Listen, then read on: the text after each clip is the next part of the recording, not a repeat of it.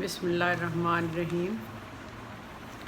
اے level کے لیے امراؤ جان ادا مصنف مرزا ہادی رسوا کے متعلق سوالات کا سلسلہ جاری ہے۔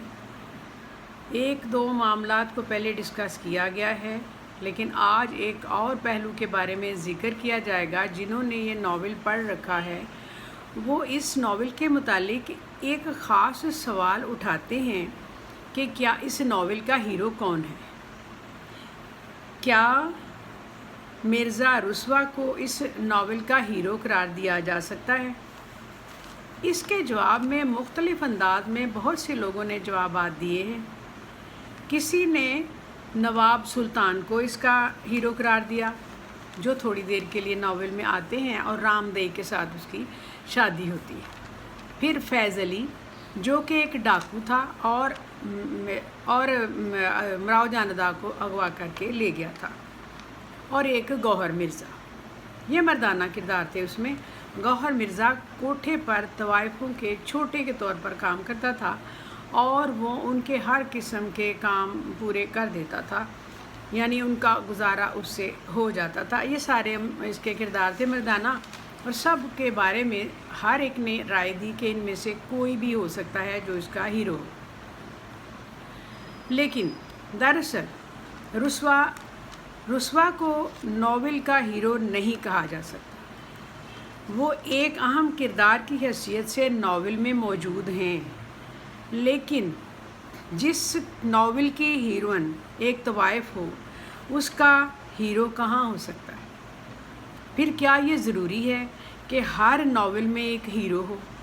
لیکن اگر ہم رسوا کو اس کا ایک اہم کردار کہہ دیں تو اس سے رسوا کی کون سی حق تلفی ہو جائے گی؟ اس ناول میں رسوا کا فلسفہ حیات یہ ہے کہ کوئی شخص مکمل برا نہیں ہوتا، یعنی ہر رسوا ایک حد تک ہادی بھی رہتا ہے۔ ہر برا آدمی اپنی برائی کے لیے ایک جواز تلاش کرتا ہے اور گناہوں کے بوجھ سے جان چھڑاتا ہے۔ امراؤ جان ادا ایک مکمل ناول ہے۔ یہ اردو کا پہلا ناول ہے جسے ہر لحاظ سے ایک مکمل ناول کہا جا سکتا ہے۔ محمد احسن فاروقی لکھتے ہیں کہ امراؤ جان ادا ہی اردو کا ایک مکمل ناول ہے جو اس تعریف پر پورا اترتا ہے، کیونکہ ان کے خیال میں دوسرے تمام ناول جو ہیں وہ ہر لحاظ سے اس تعریف پر پورے نہیں اترتے جو ایک ناول کی جاتی ہے۔ چنانچہ ناول امراؤ جان ادا جس طرح ایک افسانے کو حقیقت کا رنگ دیا گیا اور معمولی کرداروں کے ذریعے تہذیب و ثقافت، معاشرت، سیاست کو قاری کے سامنے پیش کیا گیا، یقیناً تحسین و ستائش کا حقدار ہے۔ اس ناول کا آغاز تو روایتی انداز سے ہٹ کر ہوا۔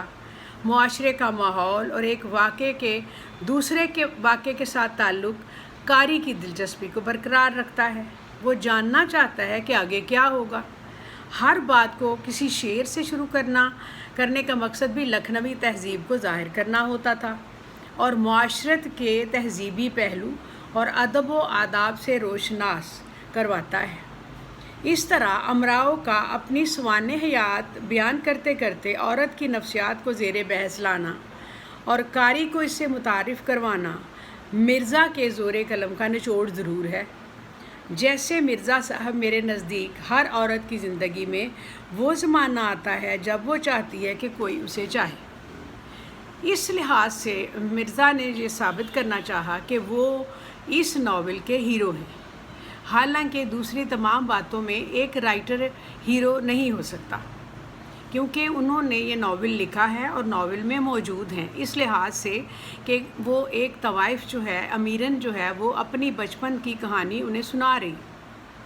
اس لیے یہ ثابت کرنا کہ اس ناول کا یا نواب سلطان یا گوہر مرزا یا کوئی فیضو یا اس قسم کا کوئی بھی مردانہ کردار اس کا ہیرو ہو سکتا ہے، تو یہ بات نہیں ہے۔ اس ناول میں جس کی کہانی بیان کرنے والی ایک طوائف ہو ضروری نہیں ہے، کیونکہ وہاں مردانہ کرداروں کا آنا جانا لگا رہتا ہے۔ لہٰذا اس لکھنؤ کی تہذیب میں ضروری نہیں کہ امراؤ جان ادا کا کوئی ہیرو ہوتا، لہٰذا یہ ہیرو کے بغیر ناول ہے جس کو آپ کی سلیبس میں شامل کیا گیا ہے، اور اس کو اسی لحاظ سے ایک ایسا رتبہ دے دیا گیا ہے جو کہ مرزا ہادی رسوا کو امر کر گیا ہے۔